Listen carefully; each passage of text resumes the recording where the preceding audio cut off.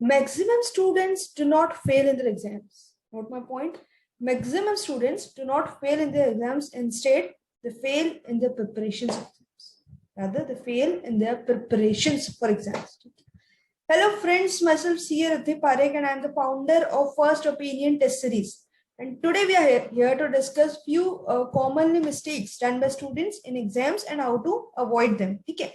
So as I was telling you, maximum students जो है fail exams में नहीं होते हैं. इनफैक्ट वो अपने प्रिपरेशन पार्ट में पहले ही फेल हो चुके होते हैं.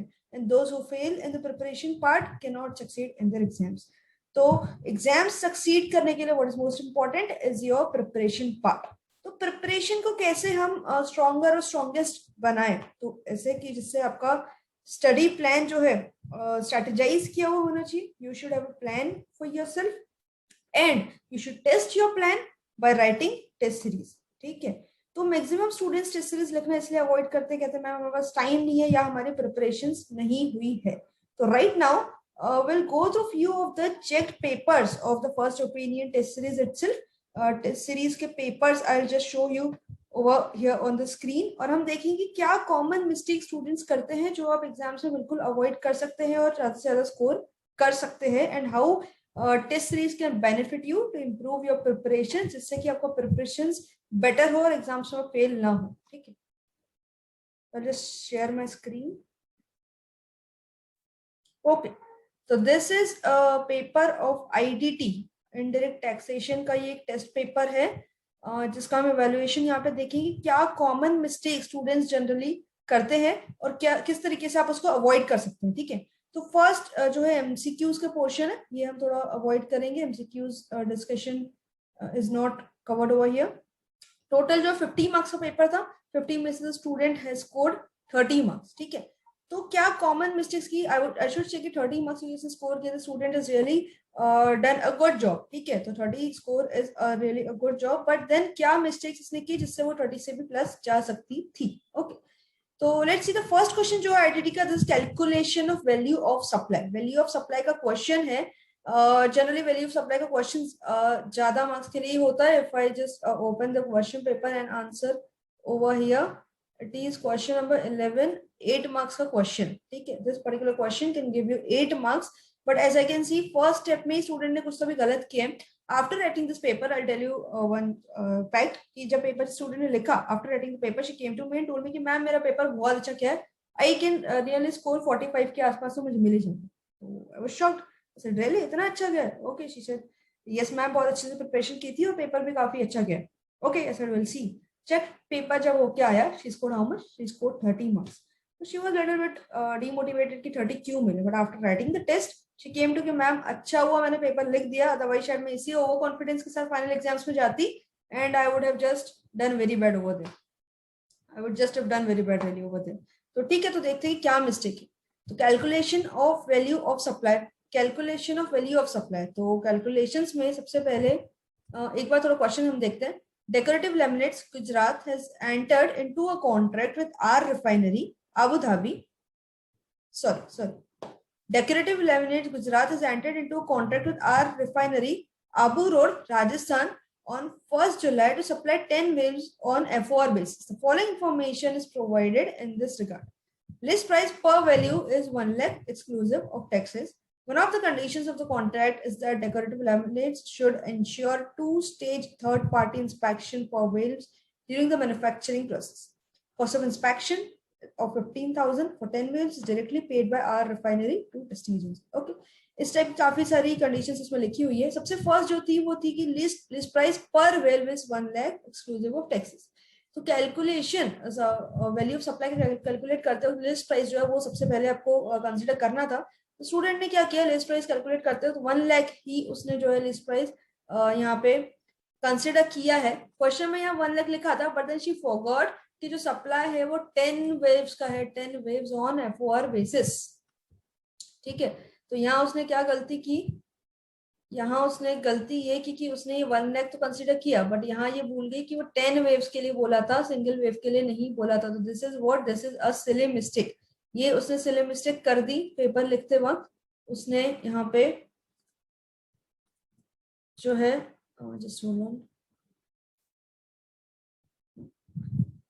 1 लाख कंसिडर किया इंस्टेड ऑफ 10 लाख, तो एक जीरो कम होने से एक छोटी सी चीज जो उसको ध्यान में नहीं गई, क्वेश्चन पढ़ते वक्त उसने पढ़ा होगा बट देन सॉल्व करते वक्त उसने शायद वो चीज को स्किप कर दिया, और यहाँ पे एक सिली मिस्टेक के कारण उसने 10 लाख की जगह 1 लाख लिख लिया एंड अकॉर्डिंगली उसने सारा के सारा क्वेश्चन सॉल्व किया है। तो आप देख सकते हैं कि उसने शायद बाकी कंडीशंस को करेक्टली अप्लाई किया है, बाकी चीजें उसने जो है सही तरीके से सॉल्व की है, बट स्टिल उसका जो फाइनल आंसर है, उसका फाइनल आंसर क्या हो गया, एकदम ही गलत हो गया, उसका फाइनल आंसर रॉन्ग हो गया, क्योंकि उसने क्या किया था, 10 लाख की जगह 1 लाख कंसिडर किया था। तो सी एक छोटी सी मिस्टेक, एक माइनर मिस्टेक से पूरा की पूरा फ्लो जो है गलत हो गया। एक अपने जो कैलकुलेटिव क्वेश्चंस होते हैं, जो प्रैक्टिकल क्वेश्चंस होते हैं, उसमें आपने एक गलती अगर स्टार्टिंग में की है तो पूरी की पूरी गलती आपके एंड ऑफ आंसर तक कैरी होती है, और अल्टीमेटली आपका फाइनल आंसर जो है वो गलत हो जाता है, क्योंकि आपने एक छोटी सी मिस्टेक की थी स्टार्टिंग में। ठीक है, तो क्योंकि उसका यहाँ टोटल वैल्यू ऑफ सप्लाई गलत आया, उसके कारण उसने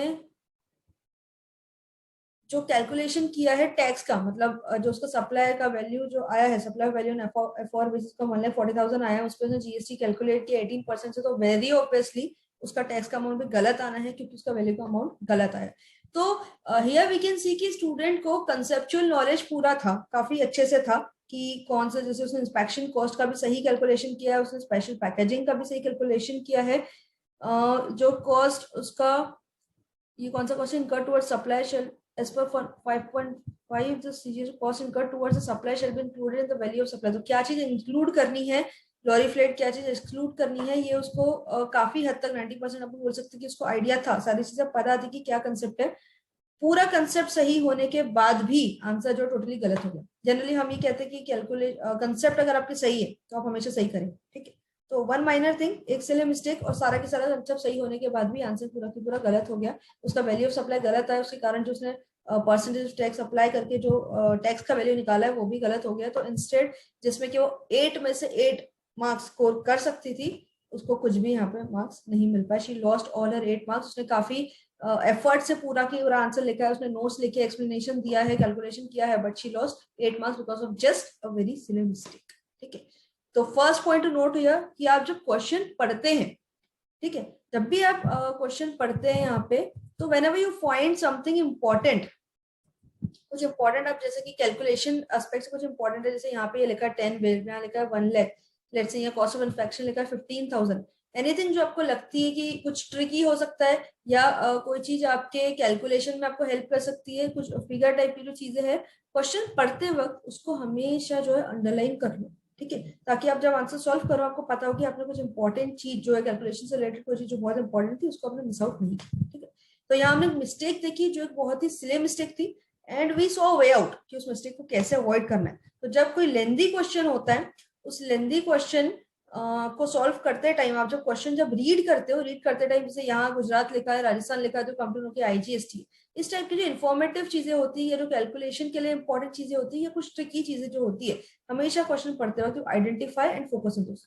आंसर सॉल्व करते टाइम एक बार बस आखिरी में देख लो कि जितनी चीजें अंडरलाइन की हुई थी वो सारी चीजें आपने कंसिडर की है आंसर सॉल्व करते टाइम। ओके, सो नेक्स्ट आगे देखते हैं क्या और मिस्टेक्स की, इन सबको मैं एक बार इरेज कर दूं।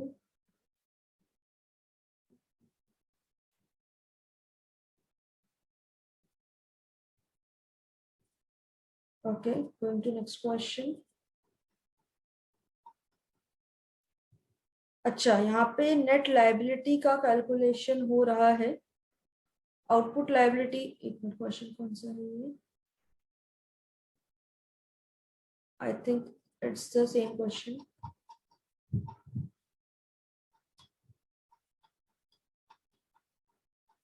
या कैलकुलेशन ऑफ आईटीसी। ओके, तो ये सिमिलर क्वेश्चन है जहाँ पे वैल्यूएशन पूछा हुआ था, वैल्यू कैलकुलेट करती, वैल्यू ऑफ सप्लाई कैलकुलेट करना था आपको, आउटपुट लायबिलिटी कंप्यूट करनी थी, और फिर टैक्स पेबल कैलकुलेट करना था। टैक्स पेबल आपने जीएसटी लायबिलिटी तो निकाल ली, कितना टैक्स पे करना है डिपेंड करेगा कि आपका आईटीसी कितना।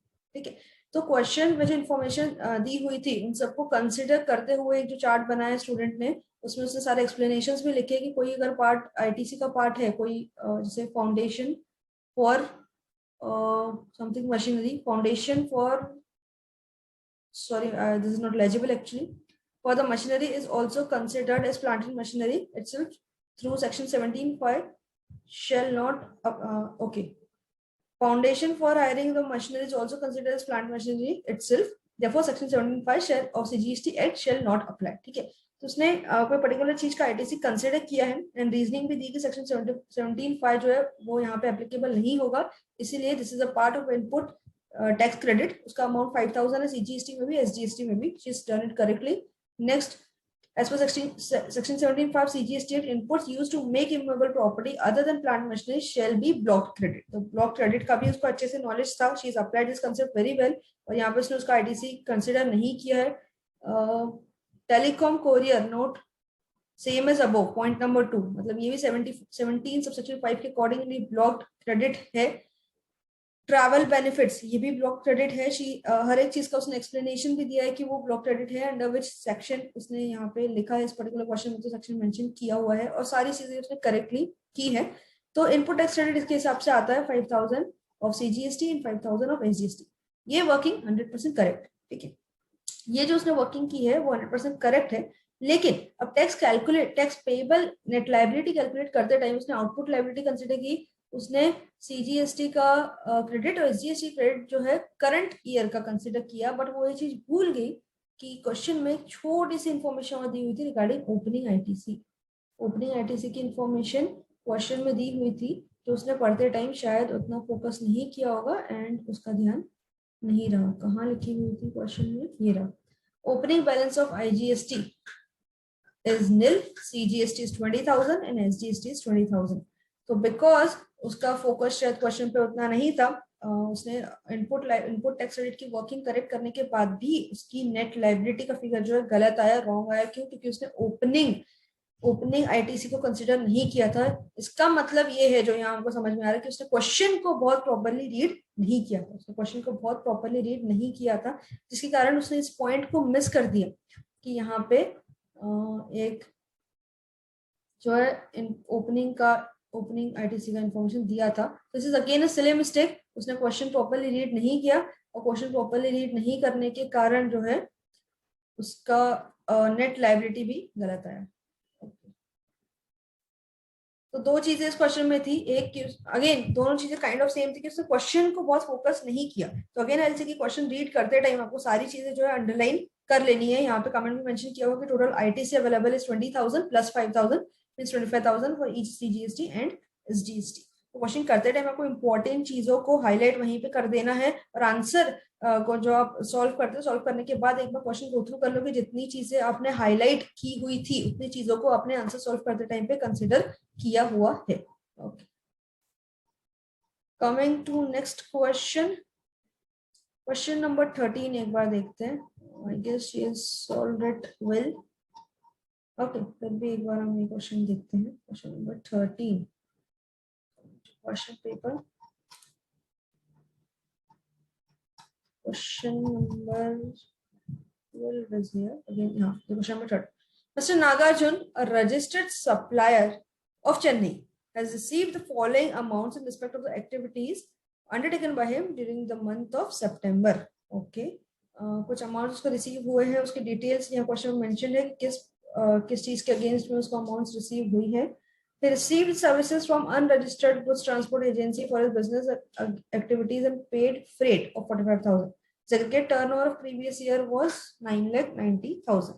Note, all the transactions stated above are intrastate transaction and are exclusive of GST. Okay, you have to note it is exclusive of GST. You are required to calculate gross GST liability ignoring ITC provisions. यहाँ पे आपको liability जो है calculate करनी है of Mr. Nagarjun for the month of September, assuming that the rate of GST wherever applicable it is 18%, except the GTA services where the rate of GST is 5%. Working notes should form part of your answer. बहुत important चीज है ये, यहाँ पे question में लिखी हो या ना लिखी हो, you have to consider it very important. Working notes हमेशा should form part of your answer no matter what. तो यहाँ पे particular services provided as selector. तो फर्स्ट सर्विस जो प्रोवाइड की हुई थी, amount charge for service provided to recognize sports body as selector of national team. Mr. Nagarjun ने service provide की है. Amount charge for service provided to recognise sports body as selector for national team 50,000 rupees का जो है इसका amount है.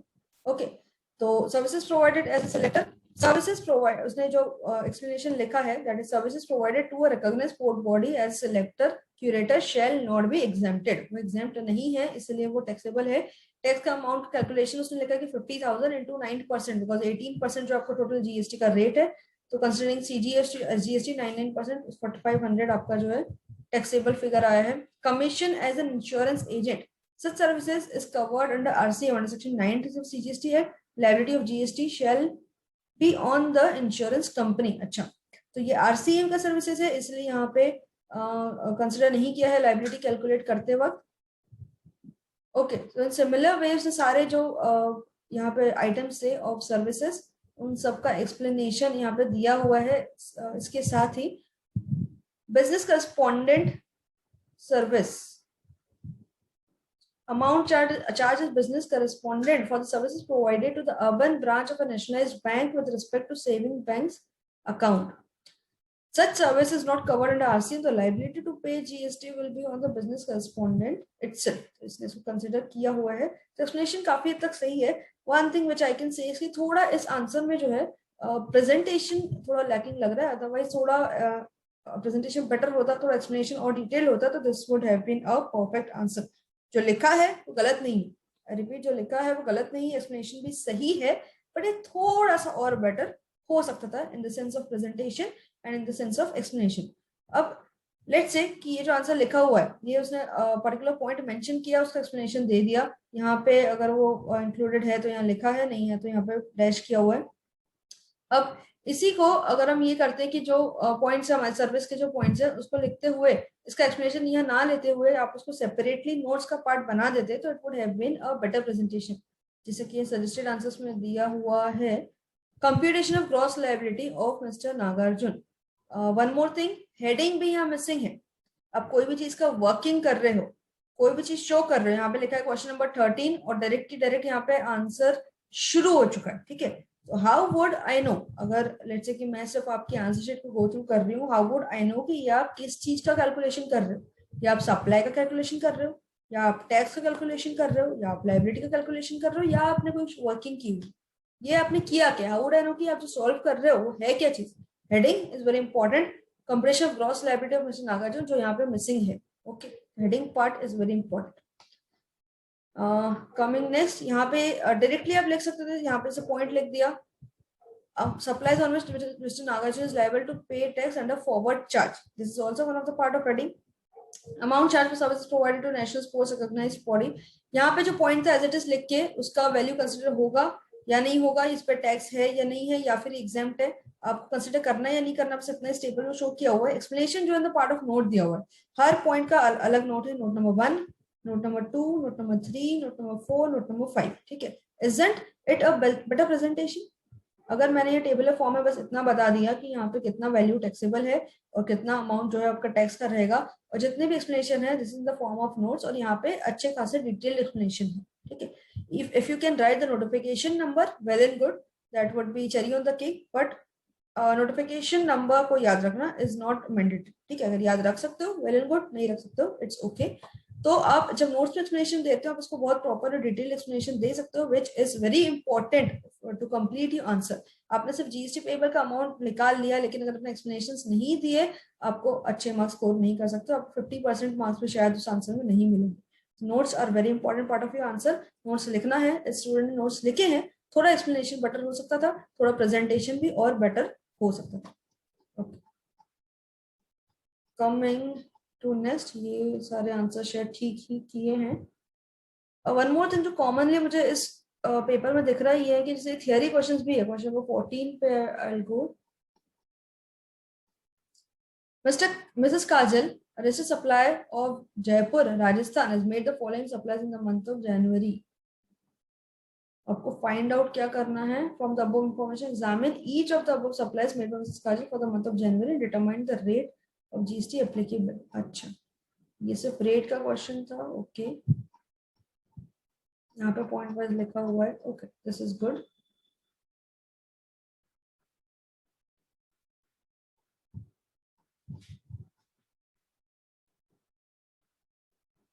Question number 17,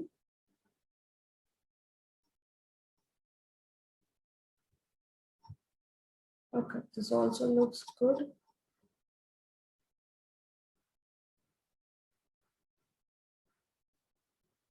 एक तरफ क्वेश्चन नंबर 17 गो थ्रू करते हैं।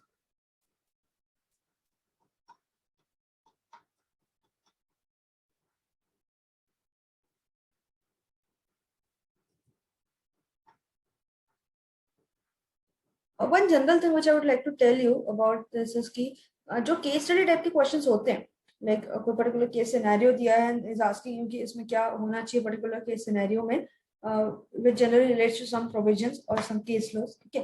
तो उस टाइप के जो क्वेश्चंस आते हैं इन एनी सब्जेक्ट, ठीक है, तो आपको उसका प्रेजेंटेशन का फॉर्मेट जो है वो फॉलो करना है। प्रेजेंटेशन का format means you have to start the answer with facts of the case. आपको आंसर स्टार्ट करते टाइम 2-3 लाइन में आपको एक्सप्लेन करना है कि क्वेश्चन में क्या पूछा हुआ है। आपको पूरा question as it is rewrite नहीं करना है, बट आपको 2 लाइन या 3 लाइन में समराइज करना है कि इशू ऑफ द क्वेश्चन क्या है, किस पर्टिकुलर पॉइंट पे इशू रेज किया हुआ है और क्या चीज क्वेश्चन आपसे पूछ रहा है, ठीक है। तो first point should be facts of the case, second point should be the provisions applicable, ठीक है, मतलब ये जीएसटी एक्ट के कौन से प्रोविजन इसमें एप्लीकेबल है, ठीक है। And the next point should be analysis कि अब उस जो प्रोविजन जो आपने लिखा है एप्लीकेबल प्रोविजंस में, वो प्रोविजन इस पर्टिकुलर केस सिनेरियो में किस तरीके से एप्लीकेबल है, why this provision is applicable in this particular case scenario. First point facts of the case, second point applicable provision, third point analysis, analysis in the sense कि उस वो provision how that provision is connected and related to the issue given in the question, and the fourth point should be conclusion कि क्या ये चीज valid है या नहीं है, क्या ये चीज एप्लीकेबल है या नहीं है, या कोई पर्टिकुलर चीज जो क्वेश्चन में पूछी हुई है। तो यहाँ पे मैं देख सकती हूँ कि थोड़ा सा प्रेजेंटेशन पार्ट में इस क्वेश्चन में इशू है, कुछ चीजें पॉइंट वाइज लिखी हुई है, पैराग्राफ वाइज लिखी हुई है, बट देन केस स्टडीज वाले क्वेश्चन में जो फॉर्मेट ऑफ केस स्टडी है उसको फॉलो नहीं किया हुआ। ओवरऑल रिमार्क्स इस पेपर के देखते हैं हम लोग। एग्जामिनर ने ओवरऑल रिमार्क्स क्या दिए हैं कि please right section numbers in each and every question. Section numbers if you can remember well and good, अच्छी बात है अगर आप रिमेंबर कर सकते हो, नथिंग लाइक इट। अगर याद नहीं है तो गलत सेक्शन नंबर कोट मत कर। If you are confuse, if you are not sure, तो गलत सेक्शन नंबर कोट मत करना। व्हेनेवर यू 100% श्योर आप बिल्कुल कोट करो, और कोशिश करो कि एटलीस्ट इंपॉर्टेंट सेक्शन जो है आपको याद रहे। You have to write notes in detail. Question में जो है notes form very important part. Notes is the actual explanation of your answers, ठीक है। तो notes कभी मत भूलना, notes जितने हो सके उतना डिटेल में लिखना है। Try to solve all questions. शायद सारे questions attempt नहीं किए हैं। Explain the section provision first in detail and then write the answers or conclusion. This is what I was trying to say कि आपको sections और provisions जो है in detail explain करना है कि कौन सा section provision इस question में applicable है, and then you have to explain कि वो किस तरीके से connect करता है to the issue in the question, and then write your conclusion. Next, other than the above remarks, you have solved the paper very well, ठीक है। तो overall as I said कि 30 marks score किए हैं तो student has done well, but कुछ इसमें और जो commonly mistake students करते हैं जो इस पेपर में की हुई है we discussed it। First point ये था कि सिले मिस्टेक, और वो भी इतने बड़े जो 10 मार्क 12 मार्क 8 मार्क वाले जो क्वेश्चन होते हैं, इन क्वेश्चंस में अगर आपने एक भी मिस्टेक्स की you lose a lot of marks, you lose whole of the marks of that questions। तो इन क्वेश्चंस में स्पेशली आपको कोई सारे मिस्टेक्स नहीं करनी है, तो read the question well. Read करते टाइम आपको हाईलाइट करने हैं, चीजों को कंसीडर करना है, जितनी भी इंफॉर्मेशन क्वेश्चन में दी है सब कुछ ग्रास्प करना है, और आंसर करते टाइम उसको कंसीडर करना है सारे फैक्ट्स एंड फिगर्स को। नेक्स्ट थिंग, आपको हेडिंग्स पे फोकस करना है। आप जब आंसर स्टार्ट करते हो you should have a proper heading, ठीक है। सिली मिस्टेक्स अवॉइड करनी है। प्रेजेंटेशन का फॉर्मेट आपको सही तरीके से फॉलो करना है, ठीक है। और जहां तक हो सके सेक्शन से नोटिफिकेशन नंबर अगर आप मेंशन कर पाओ तो वो आपको हमेशा करना है। नाउ एक लॉ का पेपर हमारे पास है। अभी हमने आईटीटी का पेपर देखा, सिमिलरली लॉ का पेपर हमारे पास है। हम देखते हैं कि इस पेपर में किस टाइप की मिस्टेक्स जनरली स्टूडेंट ने की हुई है। ओके, तो फर्स्ट क्वेश्चन इसमें जो है it is about IBC.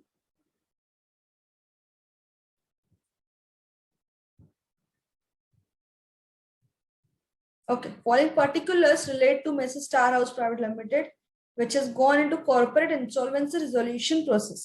On the basis of the information, lay down the priority order in which the liquidator shall distribute the proceeds under the insolvency and bankruptcy code. तो यहाँ पे sequence पूछा हुआ है, priority का order पूछा हुआ है कि इंसॉल्वेंसी बैंक्रप्सी कोड के अकॉर्डिंग आपका क्या जो है लिस्ट ऑफ प्रायोरिटीज रहेगी। अमाउंट जो रियलाइज हुआ था, amount realise from sale of liquidation of assets, जो अमाउंट रियलाइज हुआ है 7 लाख रुपीज रियलाइज हुआ है, किस किस ऑर्डर में क्या क्या अमाउंट किस किस को बांटा जाएगा, इसकी आपको लिस्ट बनानी है। तो I guess the student has solve the question well, मतलब उसने स्टार्टिंग से एंड तक तो सही किया है। एक छोटी सी बस प्रेजेंटेशन मिस्टेक उसमें नजर आ रही है। उसने लास्ट जो ऑप्शन इसमें लिखा है, लास्ट प्रायोरिटी लिस्ट जो लिखा है इज इक्विटी शेयर होल्डर 10,000 या 1 लाख, क्या लिखा है इसमें क्लियरली लेजिबल नहीं है। आई कैन रीड एज 10,000 या फिर I can read it as 1 lakh. ठीक है, तो सही फिगर जो है वो एक्चुअली 10,000 है, 10,000 इज द फिगर। बट यहाँ उसने उसको प्रायोरिटी लिस्ट में ही ऐड कर दिया, जबकि equity share holder is never a priority list. Equity share holder को जो मिलता है when the priority list is done, जो प्रायोरिटी लिस्ट होल्डर्स जो रहते हैं उन सबको आपने जो भी देना होता है वो दे दिया, उसके बाद जो बैलेंस बचे that is for equity share holders. तो यहाँ आप उसको एंड में लिख सकते हैं कि balance available for equity share holders, मतलब सबको देने के बाद में what amount is left over here, उसने उसको प्रायोरिटी लिस्ट में ही ऐड कर दिया। लिखा है जो वो गलत नहीं है, बट उतना क्लियरली नहीं लिखा है, जितना अच्छे से प्रेजेंट कर सकता था उतना अच्छे से प्रेजेंट किया नहीं है। बाकी सारी चीजें एकदम प्रॉपरली उसने जो है जो प्रायोरिटी का ऑर्डर है एकदम प्रॉपर तरीके से दिया है। जस्ट लास्ट में थोड़ी सी मिस्टेक कर दी, इसको अगर वो बेटर प्रेजेंट करता, क्योंकि equity share holders is not a part of priority list. Question number 12.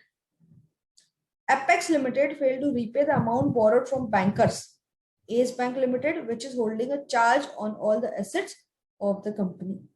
The bank took over management of the company in accordance with the provisions of securitization and reconstruction of financial assets and enforcement of Securities Interest Act 2002 by appointing 4 persons as directors. अब apex limited जो है इन्होंने amount borrow किया था ACE bank limited से, जो repay नहीं कर पाया। एसीई बैंक लिमिटेड का चार्ज था on the assets of the company. Accordingly securitisation SARFAESI act के अकॉर्डिंग बैंक ने जो है 4 मैनेजिंग डायरेक्टर 4 पर्सन को अपॉइंट किया as directors, appointing 4 person as directors. Company managed by managing director mister X, मतलब bank ने जब एक्शन लिया according to SARFAESI, उसके पहले the bank was managed by Mr. X. Referring to provisions of the Act, examine whether Mr. X is entitled to compensation for loss of office and also explain the effect of such takeover on certain rights of the shareholders of the company. आपको पहले ये बताना है कि Mr. X जो है managing director of the company थे है वो एंटाइटल्ड है या नहीं for compensation for loss of office. ठीक है, क्योंकि बैंक ने जो है bank is already appointed 4 person as director, और अब कंपनी का मैनेजमेंट वो 4 डायरेक्टर्स देखने वाले हैं, ना कि mister X. Is he liable for compensation of loss of office and also explain the effect of such takeover. तो कमिंग टू द आंसर, जो लिखा है स्टूडेंट ने ये कि section 9 of SARFAESI act takes talks about the effect in case of default and the lender exercising his rights. This includes rights of shareholder getting extinguished. They are not allowed to take decisions. The decisions taken, I'm sorry, थोड़ा legible नहीं है. Decisions taking is done by the lender in such case, and shareholder have no rights. When charge is executed and the director loses office, the act says under section 16, irrespective of any other act in force or any contract so made, no compensation for the loss of office shall be provided in this case under SARFAESI. As I can see, student ने जो answer लिखा starting में, जब मैं point read कर रही थी, starting question answer का जो फ्लो है वो सही नहीं है। क्वेश्चन में ये पूछा था कि compensation of loss of office मिलेगा या नहीं मिलेगा, और जो आंसर उसने स्टार्ट किया वो यहाँ से स्टार्ट किया कि Section 9 of SARFAESI talks about effect in case of default and the lender exercising this option. Okay, क्योंकि एस बैंक ने अपना जो ऑप्शन एक्सरसाइज किया वो अपॉइंटिंग द डायरेक्टर, शायद उससे रिलेटेड वो कुछ कनेक्ट करना चाह रहे हैं। This includes right of shareholder getting extinguished. अब यहाँ क्वेश्चन में कहीं भी शेयर होल्डर्स के राइट्स के बारे में कुछ पूछा ही नहीं था, ना कुछ इससे रिलेटेड क्वेश्चन में मेंशन्ड है। तो आई थिंक ये लिखना जो है यहाँ पे बिल्कुल भी मैंडेटरी नहीं था। ये पार्ट जो यहाँ लिखा हुआ है ये बिल्कुल भी irrelevant part है। This was not at all required. ठीक है, the decision taken is done by lender in such case when charge is executed and director lose office, ठीक है, तो यहाँ से उसने स्टार्ट किया कि सेक्शन 16 में क्या लिखा है, मतलब क्वेश्चन में जो एग्जैक्टली पूछा है कि कंपनसेशन मिलेगा या नहीं मिलेगा, उसको उसने एक्सप्लेन करना यहाँ से स्टार्ट किया। उसके पहले ऑलरेडी वो 2 या 3 पैराग्राफ लिख चुका है, which I can see is completely irrelevant. इन चीजों का कोई यहाँ रिलेवेंस नहीं था।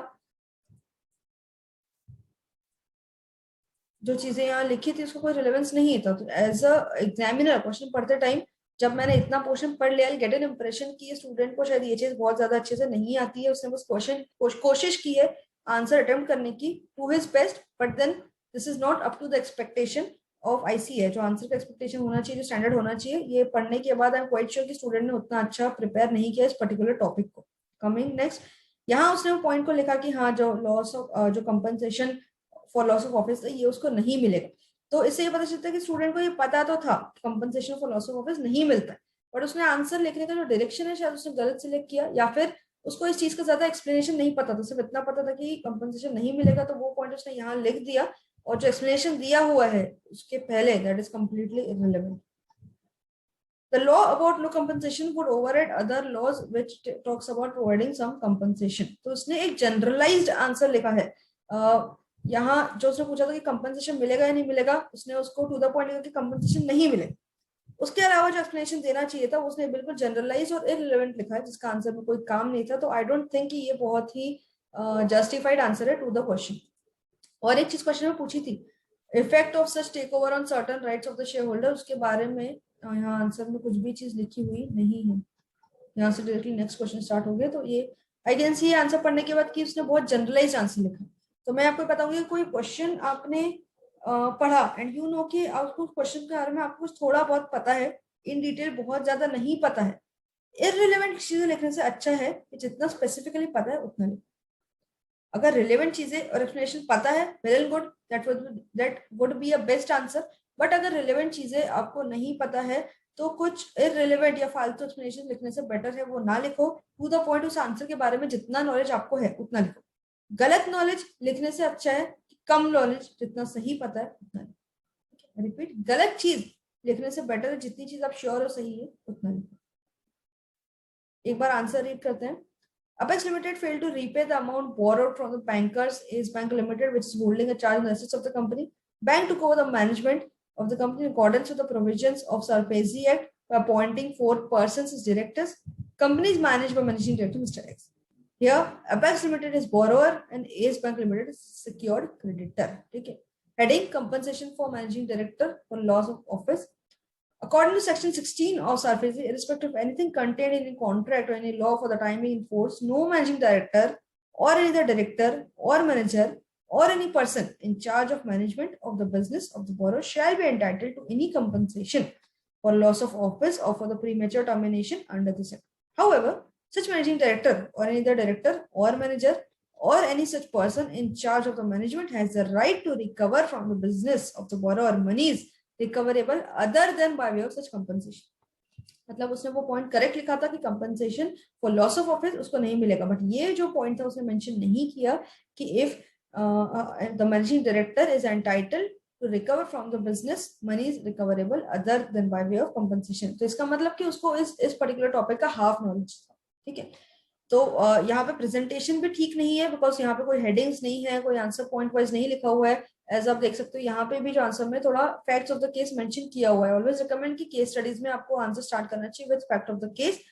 यहाँ पे उसको लिखना चाहिए था कि ये पर्टिकुलर क्वेश्चन क्या पूछा हुआ है यहाँ पे, like the question is about the loss for compensation of office about Mr. X. Here Apex Limited is borrower, AC Bank is secured creditor, इतना लिख दिया। उसके बाद provisions applicable, यहाँ पे you should write about section 16 of the act which speaks about no compensation for loss of office। उसके बाद analysis and उसके बाद conclusion। analysis में कि if Mr. X if required he can ask for he can recover monies other than by way of compensation, but as per the act Mr. X cannot ask for compensation for loss of office। और उसके बाद conclusion। ठीक है, तो यहाँ पे जो flow of answer है बिल्कुल भी सही नहीं है, प्रेजेंटेशन आंसर जो है बिल्कुल भी सही नहीं है, नॉलेज वाइज उसको थोड़ा नॉलेज है इस आंसर का, नॉट वेरी गुड। तो ये आंसर देख के I am not much impressed. आप अगर कोई ऐसे सिनेरियो में फंसते हो जहां आपको आंसर पूरी तरीके से नहीं आता है, एटलीस्ट आप उसको प्रेजेंटेशन सही कर सकते हो। Facts of the case, provision जो एप्लीकेबल है कम लिखो और जितना सही पता है इररिलेवेंट चीजें मत। Coming next, need much explanation, ये भी कुछ इस टाइप से आंसर लिखा हुआ है जिसका फ्लो सही नहीं है, कंप्लीटली आउट ऑफ ट्रैक, आज समथिंग रोट समथिंग। ये सेम चीज हमने पुराने क्वेश्चन में भी लिखी कि यहाँ हो सकता है इनका थोड़ा इंटरप्रिटेशन का प्रॉब्लम है, क्वेश्चन को वो डायरेक्शन नहीं दे पा रहे हो, क्वेश्चन क्या एग्जैक्टली पूछ रहा है वो समझ नहीं पा रहे हो, तो इंटरप्रिटेशन इज वेरी इंपॉर्टेंट। अगर आपको ऐसा लग रहा है कि आपको थोड़ा इशू हो रहा है समझने में, क्वेश्चन को 2 बार पढ़ो, बट करेक्टली समझो कि वो क्या पूछ रहा है। Schedule 2 of the current, question number 15 शायद फेमा का क्वेश्चन है। Referring to the provisions of Foreign Exchange Management Act, state the kind of approval required for the above transactions. कुछ transactions दिए हैं, उसका approval कौन सा required है वो पूछा हुआ है। आंसर लिखते से स्टूडेंट ने स्टार्ट की कि schedule 2 of current account transaction. Okay, तो यहाँ पे उन्होंने कौन से एक्ट की वो बात कर रहे हैं ये उन्होंने मेंशन ही नहीं किया, शायद जल्दी जल्दी में स्टूडेंट लिखना भूल जाते हैं कि वो कौन से एक्ट का था। बट देन अब ये सोचो कि आपने ये तो लिख दिया कि शेड्यूल 2 है, बट कौन सा एक्ट है वो लिखा ही नहीं है, तो which act should the examiner refer to, अब किस एक्ट की बात कर रहे हैं ये उनको कैसे समझो। ये तो उस टाइप से हो गया, लेट्स से कि मैंने आपको कोई कोरियर भेजा, ठीक है, तो when I am writing your address on the courier, तो एड्रेस लिखते टाइम मैंने लिखा कि I have to send this to mister XYZ Mumbai. अब मुंबई में कहाँ भेजना है, मिस्टर पोस्टमैन को ये कैसे पता होगा कि मुंबई में एग्जैक्टली आप कहाँ पे रहते हो और आपको कहाँ भेजना।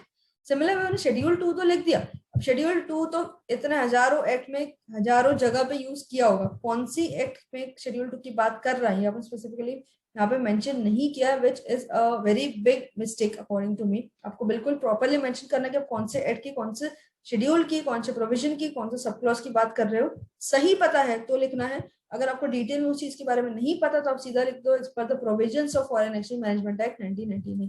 अगर आप उस चीज के बारे में श्योर नहीं हो, आप सीधा लिख दो कि as per the provisions of this particular name of the act, जो भी है। डिटेल पता है तो लिखो, नहीं पता है तो आधी अधूरी डिटेल मत लिखो, गलत डिटेल्स बिल्कुल भी मत लिखो। ओके, तो इस पर्टिकुलर पेपर में अगर ओवरऑल मैं रिव्यू दूं तो प्रेजेंटेशन थोड़ा लैकिंग है, थोड़ी सी चीजें लेजिबल नहीं है जो कि होनी चाहिए, बट ठीक है। वन थिंग कि आप जितना एग्जामिनर के लिए पेपर पेपर चेक करना इजी बना दोगे, जितना क्लियरली चीजें उसको हाईलाइट होकर दिखेगी और इजी बनेगी, उतना आपका मार्क्स स्कोर करने का चांस बढ़ जाएगा। Again concept is also very important, understanding is very important. आपने बस प्रेजेंटेशन बहुत अच्छा कर दिया, अंदर मसाला कुछ भी सही से नहीं लिखा, तो you won't be able to score marks. ठीक है, the basic thing is your concept, your understanding, and then comes upon presentation. अगर आपका कंसेप्ट बहुत अच्छा है, अंडरस्टैंडिंग बहुत अच्छी है, तो you have good knowledge on it, but present अच्छा नहीं किया तो you can lose a lot of marks. ठीक है, यहाँ पे लिखा है 26 मार्क्स, 26.5 मार्क्स स्कोर किया स्टूडेंट ने, nice, but much more concentration is required. Concentration में भी शायद वो क्योंकि क्वेश्चन को इंटरप्रेट प्रॉपर्ली नहीं कर पा रहे। Better marks can be obtain if necessary hard work is done. All the best study. Okay, so this was the analysis थोड़ा सा about the paper of law and about the paper of IDT जो कि checked है by first opinion team। you know well कि किस type के comments mention यहाँ पे किए हुए थे आंसर में। ओके, तो इस टाइप के यूनिट टेस्ट और full test first opinion test series में कंडक्ट किए जाते हैं जहाँ पे स्पेसिफिक कमेंट्स मेंशन होते हैं when the papers are check. Inter की टेस्ट सीरीज है और फाइनल की टेस्ट सीरीज है। You can contact me anytime. Myself CA Riddhi Parekh. If you want, you can just note down my contact number 95183533043. I repeat 95183533043. You can visit the website firstopinion.in. तो as I said in the starting, maximum students जो है exam से fail नहीं होते हैं, students preparation में fail होते हैं। तो अगर आपको एग्जाम से फेल नहीं होना है तो लॉजिकली आपको क्या करना है, आपको प्रिपरेशन में फेल नहीं होना। आपको कैसे पता चलेगा कि प्रिपरेशन में फेल हुए या नहीं? आपको पता चलेगा टेस्ट सीरीज लिखने से कि आप प्रिपरेशन में फेल हो रहे हो या नहीं हो रहे। अगर प्रिपरेशन में पास हो रहे हो, बहुत हाई चांसेस है कि आप एग्जाम में पास हो जाओगे। अगर आप प्रिपरेशन में फेल हो जा रहे हो, बहुत हाई चांसेस है कि आप एग्जाम में फेल हो जाओगे। तो is it not very much logical to give test series before exams? जो सिली मिस्टेक्स मैंने आपको अभी इन पेपर्स में बताई, जैसे सिली मिस्टेक्स ऑफ उसने 10 वेल्स की जगह एक ही कंसिडर किया था, तो उसने वैल्यू ऑफ सप्लाई में 1 लाख लिख दिया 10 लाख की जगह, या शेड्यूल 2 ऑफ एमआई लिखने की जगह सिर्फ शेड्यूल 2 लिख दिया, या प्रेजेंटेशन की जो बातें थी या डायरेक्शन ऑफ आंसर्स की जो बातें थी, ये चीजें आपको डायरेक्ट एग्जाम में पता चले। उससे बेटर ये नहीं है कि आपको पहले से टेस्ट सीरीज लिखते पता चल जाए। ठीक है, जिससे आप एग्जाम में गलती ना करो। बहुत सारे स्टूडेंट्स पेपर लिख के आते हैं, टेल मी कि मैम पेपर तो बहुत अच्छा गया, फाइनल एग्जाम के पेपर बहुत अच्छे गए एंड दे वेरी श्योर कि मार्क्स तो बहुत अच्छे आ ही जाएंगे। क्यों? क्योंकि आपको ये लग रहा है कि आपने सही किया। क्या आपने एक्चुअल में सही किया है? क्या आपने इंस्टीट्यूट की एक्सपेक्टेशन को पूरा किया है? आपको लग रहा है कि सही है, क्या इंस्टीट्यूट को भी ये लग रहा है कि वो सही है? अगर आपने टेस्ट सीरीज नहीं लिखी होती तो आपको ये अपनी चीज जो सिले मिस्टेक्स है और जो प्रेजेंटेशन और डायरेक्शन की मिस्टेक्स है या राइटिंग कॉन्फिडेंस कितना है, चीजें पता नहीं होगी। आपको लग रहा होगा एग्जाम में कि आप सही करके आए हो, बट एक्चुअली वो सही नहीं है और आपको आपकी एग्जैक्ट मिस्टेक भी पता नहीं चलेगी। तो prepare for your preparation, prepare for your preparation of exams, write your test, be confident when writing your final exams. Okay, तो आज के लिए इतना ही। Thank you so much.